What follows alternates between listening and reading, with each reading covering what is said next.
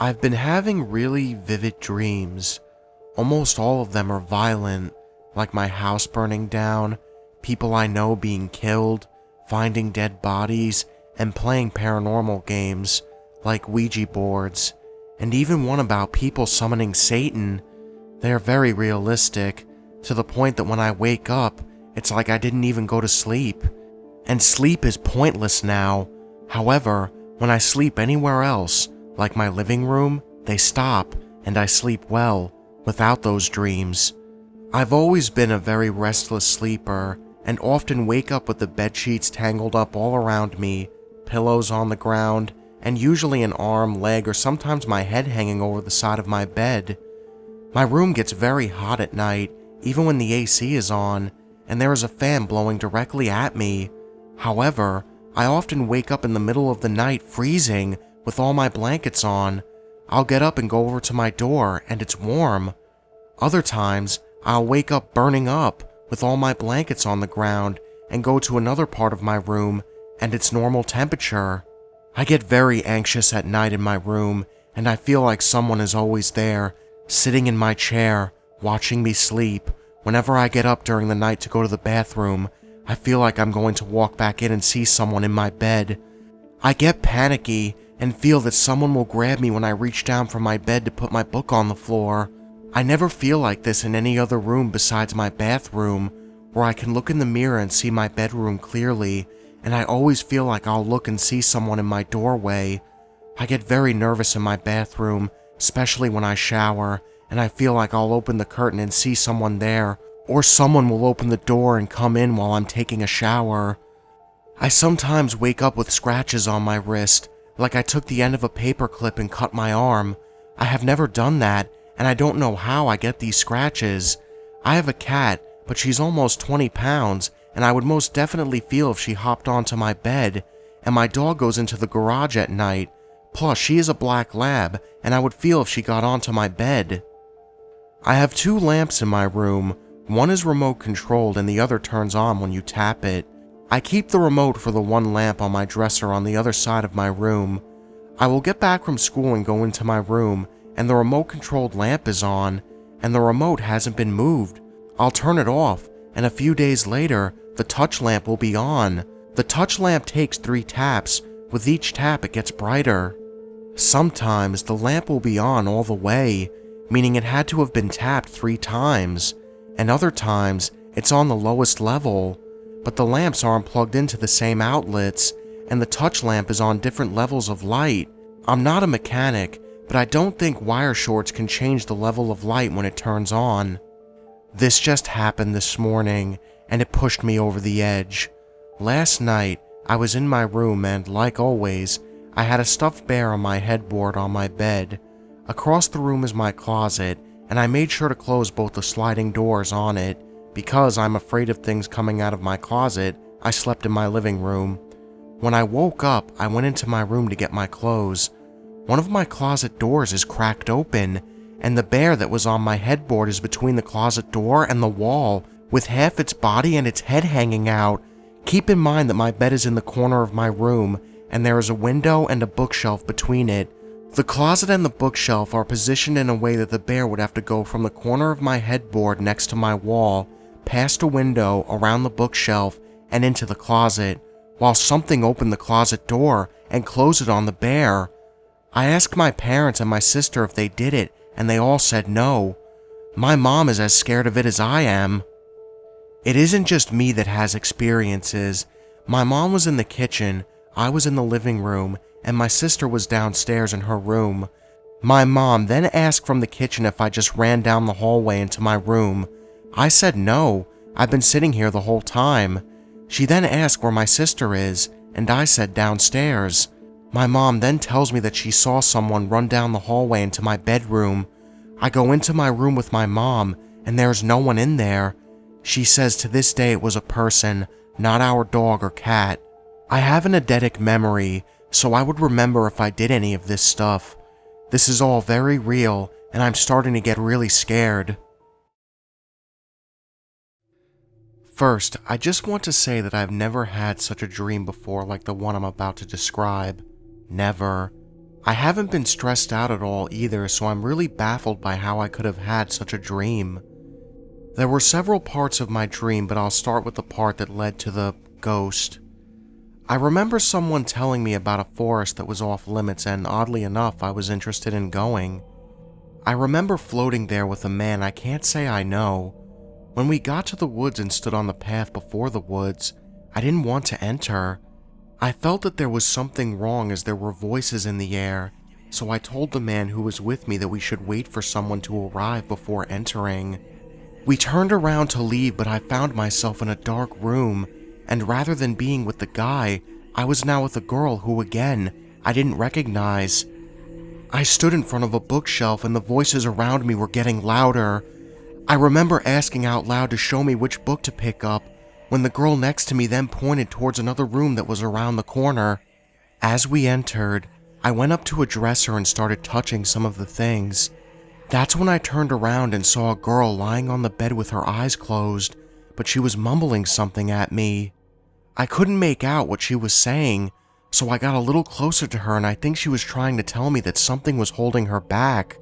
The atmosphere of the room suddenly changed and it didn't feel safe anymore, so I said out loud, "I am an angel and I am protected." Just after I said that, a closet opened behind me and a dark figure rushed over to me screaming. It was completely black and angry, and I didn't know why, but I kept saying the same thing over and over. "I am an angel and I am protected." As the ghost stood over me, everything became black. Everything soon turned white. Even though I couldn't see the figure, I knew it was still there. I could feel it. I found myself wondering when I was going to wake up, but I pushed the thought away and told myself to continue with the prayer. Sometimes a black blurry face would pop up in front of me, but somehow I wasn't as scared as I really was. At some point I couldn't even speak but mumble, and I remembered the girl on the bed and how she was mumbling to herself too. Since I wasn't able to speak, I thought of my prayer instead, and shortly after saying my prayer a few more times, I woke up, a few minutes before my alarm was about to go off. My experience took place in Melbourne around 1993. I hadn't experienced anything remotely close to this before, and I haven't since. I was living in a house in Orong Road with 4 flatmates at the time. I had been living in the house for about a year, with no strange or unexplainable events. One night, in the early hours of the morning, I was awoken with the realization that something had entered my room. The interesting part was, although I couldn't see what it was, I sensed it was part human, part animal. I don't know how I knew this, but I did.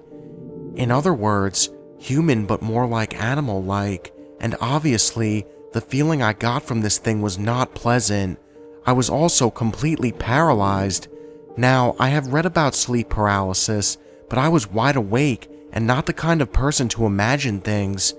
I was not using drugs or have had any history of mental illness or delusions. Anyway, as I lay there, I sensed this thing walk into my room, around the foot of my bed, and stood next to my bed for a moment. I was reasonably terrified, to say the least. Next thing I knew, this entity was on top of me. I felt an extreme pressure crushing down on me, as if it was trying to actually get into my body. I didn't know what to do as I was totally paralyzed, so all I could think to do was to recite some kind of prayer to try and repel whatever it was. Now, I am not religious, but I prayed for the first time in my life. After about 5 seconds, it seemed to just evaporate away, and I could move again. It took me a long time, but eventually I fell asleep. In the morning, I got up to take a shower, and I noticed on my chest I had 6 red marks on it, 3 on each side, spaced equally apart, about the size of large fingerprints. This eventually faded away over the course of the day. The last and equally disturbing aspect of this experience was after I had showered. I went into the kitchen where my flatmate was getting his breakfast. I said, "Morning," and he said in a mischievous way, straight off the bat, "Did the boogeyman visit you last night?" I instantly said no, and nothing more was said.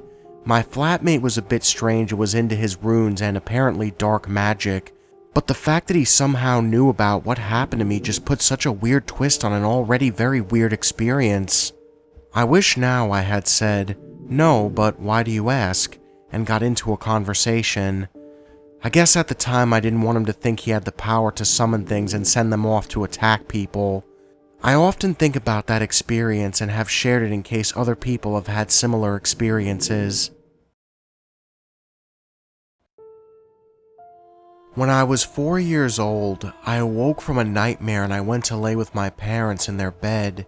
The dream was a scary one about spiders. As I lay there, my eyes scanning the room for spiders, when I saw a black figure on the master bathroom wall. He walked into my parents' room about 8 feet, then turned around and walked back into the bathroom. I didn't sleep the rest of the night, nor did I say anything to my parents. I just watched the doorway all night. My dad got up to take a leak and walked back into the room and went back to sleep as if nothing was the matter. Being so young, I don't think I really knew what I saw. That was only my first encounter with anything paranormal that I remember. Maybe a year later, we were still living in the same house. I fell asleep fairly early after eating my mother's amazing chicken and dumplings. Delicious. I had the second most vivid nightmare I have ever had. It began at Williams Den in Indiana. I was accompanied by my mother and father on the catwalk that overlooked the dam. We had always gone fishing at this spot. I still do it today. Everything is going great. Fish are biting, birds are chirping, a cat is devouring a dead fish. Then it starts to rain and we begin to leave.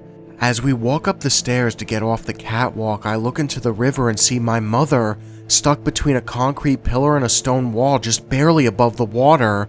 The water then gets rigorous and begins to rise rapidly. I am screaming for my mother like never before. The water lowers and all I see is her corpse hanging there, stuck. I awoke quickly. I had tears in my eyes. I continued to cry for hours.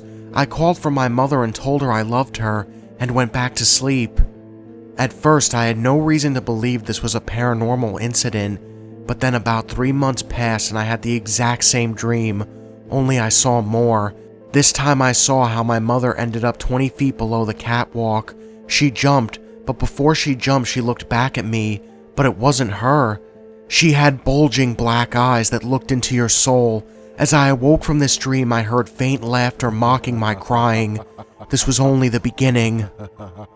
Time went by without anything too memorable happening. Just the sounds of shuffling and the remote being picked up and dropped on the wooden coffee table every night. About the time I was 10, my uncle had made my mom and dad a desktop computer. It was placed in the kitchen corner on a small desk. All we really ever used this computer for was to play America's Army, probably the best war game at the time, and all we had was dial-up connection. Despite the lack of speed and bulkiness, this ancient computer had a lot of energy, not the good kind either. After a month of having this computer, my parents, who have always been honest and loving to each other, began to lie to each other and fight constantly. Every one of my friends that came into my house at night would never walk down the hallway, even with the lights on. I was never comfortable in the house again. I would be sitting watching television and get the feeling that something is staring me down. It was the feeling of making eye contact with someone who doesn't appreciate your presence.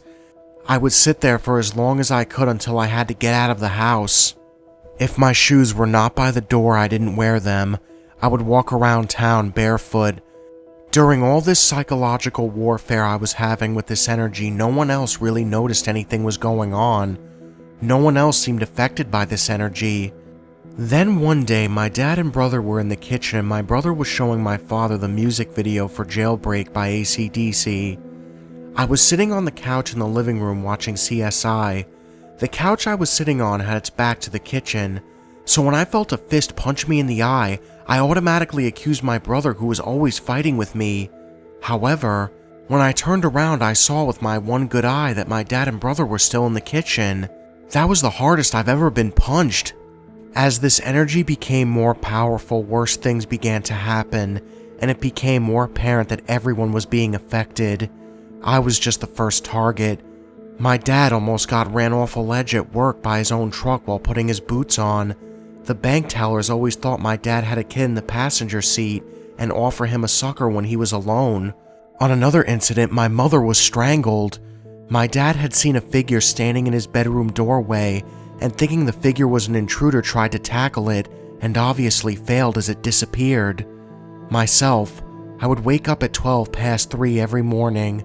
I would have nightmares and see a dark mass floating around every time I had sleep paralysis. Around this time I had my vivid nightmare to top the last one. In the dream, my mother, dad, brother, and I were all going out to eat. Suddenly, my mother trips down the front porch stairs and rolls into the water main in the front yard. And the water main is full of water. I pull out a straw from nowhere, not realizing it's just a dream, and begin to drink the water out as quickly as possible, while everyone else is just watching me. Once I realize it's too late for me to save her, I look up at everyone around me. They all have black eyes and tilted heads as if to ask, "What are you doing?" On another account, I had awoke with my eyes closed because I felt that heavy energy. I very slowly peeked my eye open enough to make out the black silhouette standing beside my bed, leaning over me as I lay on my back. I closed my barely open eyelid and was trying to reach it and punch it away, but I was petrified. I could not move. That is when I heard a sound I will never ever forget. A growl so evil sounding it had to be the devil himself. I have searched online for EVPs of growls and animal growls, but no one has ever came close. From this point, I tried to ward it off by yelling. I was so petrified, all that came out was, "Get the fuck back!" Only it sounded like a sumo wrestler sitting on me when I said it. As soon as I said it, however, everything stopped. Instantly. No energy, no sounds, nothing. But this time I was used to it, so I just shook it off and went back to sleep. When we got rid of the computer, the energy throughout the house was lifted. However, there is still a strange feeling in my parents' old room. The lady we sold the computer to tried to give it back to us the next day. She didn't even want her money back, but she wouldn't say why. Hey guys, thank you all for watching, and if you enjoyed this video, make sure you hit that subscribe button and join the Nightmare Army. I'm always looking for new soldiers in my Nightmare Nation. So guys, I really hope you enjoy the video on today. Today's video, well, tonight's video technically, since I keep uploading at 12 o'clock or later. God, I gotta get on a better sleeping schedule. I swear to God, I keep waking up at like 12, 11, like almost every day. Pretty average sleeping hour for a YouTuber, I guess. I'm pretty sure all you guys can relate. However, though, I know you guys have been asking this, and yes, part 2 of The Drowned Village will be out tomorrow, I can promise you guys that much. Might be out a little late, though, just because I'm going to see the movie Sausage Party tomorrow. I really hope that movie's funny, because I swear to God, these summer movies so far that have been coming out this year have just been bad. I mean, like I said, Suicide Squad, good. Batman v Superman, eh. Just, movies of this summer have just been so lifeless. It's like, you guys remember when Mad Max Fury Road came out? That movie was just so amazing. I mean, that kicked off the summer on such a high note. But, unfortunately, yeah, this summer has just been kind of boring. After Captain America Civil War, it's just been kind of like, eh. I always feel like I talk about movies with you guys more than I talk about actual horror in general, other than it's The Conjuring or The Conjuring 2. But anyways, guys, thank you all for watching, and just remember, the best ideas always come out of nightmares.